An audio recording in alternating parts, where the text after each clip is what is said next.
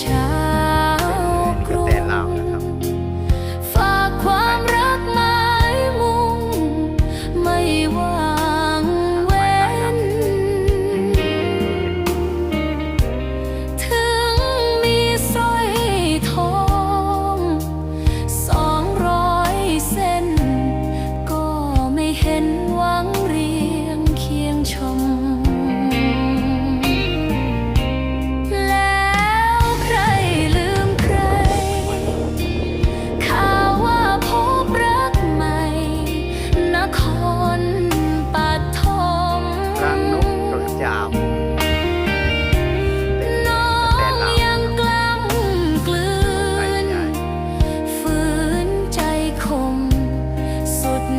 ทมแสนทรมาน